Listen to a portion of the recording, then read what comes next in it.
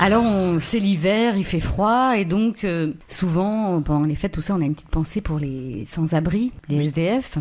Alors, parce que moi, ça m'a fait penser, parce que j'ai vu un truc passer sur Facebook, des consignes solidaires, donc des casiers à Lisbonne. Donc, c'est des casiers jaunes qui sont situés à l'extérieur de la gare. Il y en a 12.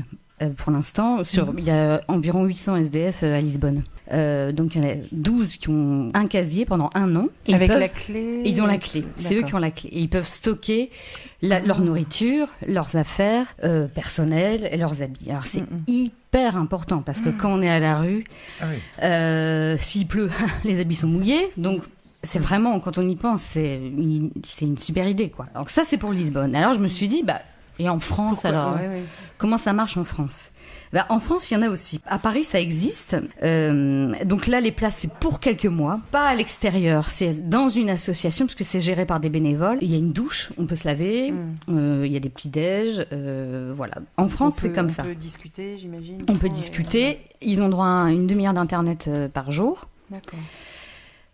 Et il y a des bénévoles qui aident pour faire les papiers. Parce qu'on est très isolé en fait quand on est SDF, et souvent de honte. Alors après, il y a les maladies psychologiques, et après il y a les accidents de vie, maladies, divorces, voilà, ça va très vite. Donc à Paris, il y a des associations qui s'appellent Antigel et Mains Libres.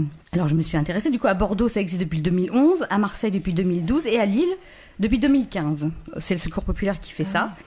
30%, on estime que 30% s'en sortent avec ce système de casier. D'accord. Donc, plus il y a de casiers... c'est déjà ça. Donc, on peut aider le Secours Populaire. Il y a aussi une autre asso qui s'occupe des SDF à Lille, qui s'appelle Collectif des SDF de Lille. C'est 3 anciens SDF qui aident des SDF, et ils ont quand même aidé depuis 2011 200 SDF à se reloger. Et je vous conseille après un petit film...